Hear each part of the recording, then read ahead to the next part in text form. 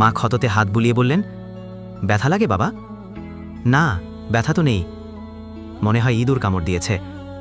কত করে বলি মশারিটা নিয়ে ঘুমাবি, সে কথা তো শুনিস না কখনো। শাহেদ হেসে বলল, ইঁদুর মানুষকে কামড়ায়? আর যদি সত্যিই কামড়ানোর হয় তাহলে মশারি কেটে ভেতরে ঢুকে কামড়াবে। তুমি চিন্তা বাদ দাও, কিছু হয়নি আমার। কিছুক্ষণ পর শাহেদ মোবাইল অন করার সাথে সাথে প্রথম যে মেসেজটা এলো সেই মেয়েটির। মেসেজে লেখা, তোমার রক্ত কোন গ্রুপের? বি পজিটিভ মনে হয়। একদম মজা না, কেমন তিতা তিতা, বেশি খেতে পারিনি। বেশ কিছুদিন পর। শাহেদ এখন ফেসবুক সেলিব্রিটি।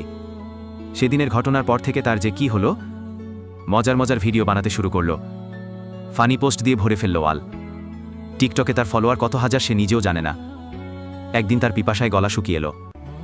এই পিপাসা মেটানোর উপায় একটাই, সে খুঁজে খুঁজে সুন্দরী এক মেয়ে ফলোয়ার বের করল। এক সময় লিখল, আমি এখন তোমার কাছে থাকলে তোমার কেমন লাগতো? খুব খুব ভালো। তাহলে ভূত হয়ে চলে আসি? হা হা, এসো।